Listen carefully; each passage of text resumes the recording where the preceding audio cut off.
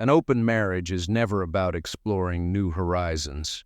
It is simply a coward's way of legalizing an affair that has already started.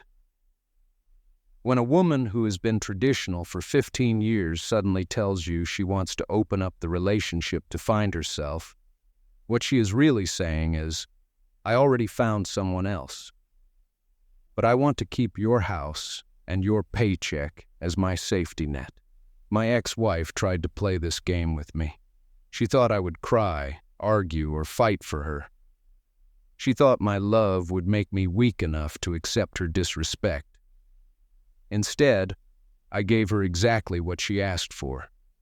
I gave her total freedom. But I also gave her eviction papers, divorce papers, and a one-way ticket out of my life. If you think you can manipulate a stoic man and keep his resources, you're about to see how brutal instant regret can truly be. Let's get into the story. I am 52 years old, and my ex-wife, Sarah, is 48. We built a comfortable life together. I own a successful contracting business, and for 15 years I made sure she never had to worry about a single bill. The mortgage, the cars, the vacations, it was all covered. I was a provider. But a few months after her 48th birthday, her entire personality shifted. She started going out with her single, divorced friends every weekend. She changed her phone password. She bought a completely new wardrobe.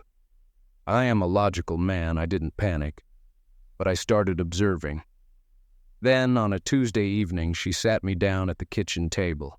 She looked me dead in the eye and delivered the speech she had clearly practiced. She said she felt trapped in our traditional marriage. She said we were evolving into different people and that she wanted an open marriage so we could both explore our sexualities without losing the foundation we built. Let me pause the story right here.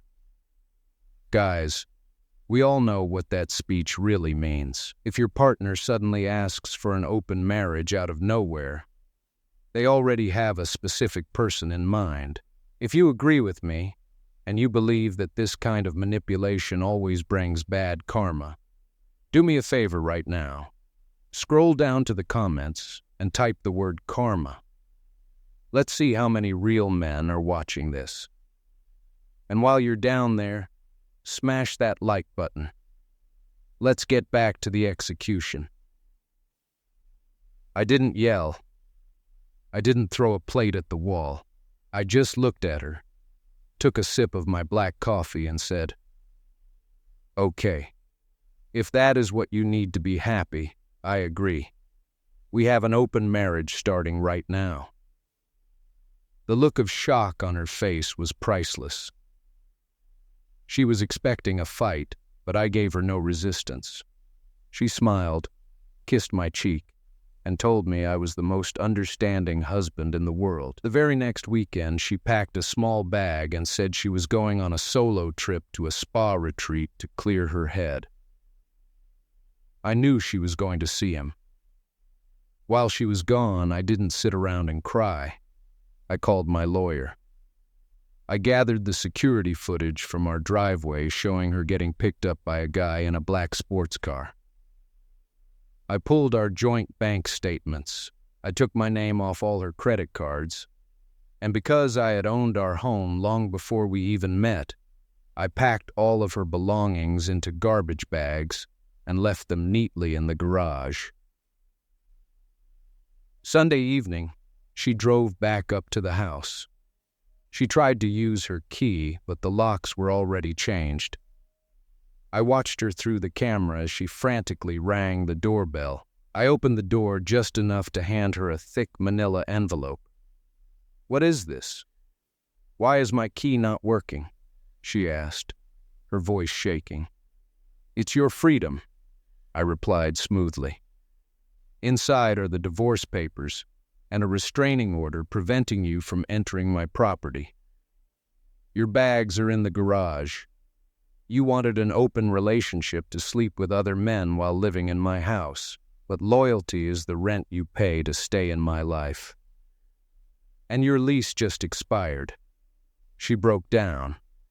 The confident, manipulative woman from a week ago was gone. She fell to her knees, crying, begging, swearing that she would end it, that she made a mistake. The guy she wanted to explore with? He dumped her 3 weeks later when he realized she didn't have my money to fund their lifestyle anymore. She had to move into a tiny, run-down apartment. She tried calling me dozens of times, leaving voicemails crying about how much she missed our life. I never replied. I blocked her number, finalized the divorce, and kept my wealth, my peace, and my dignity. When someone shows you their true colors, do not try to repaint them.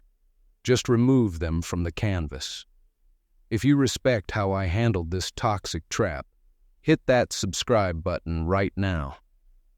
We expose manipulators and celebrate absolute justice every single week.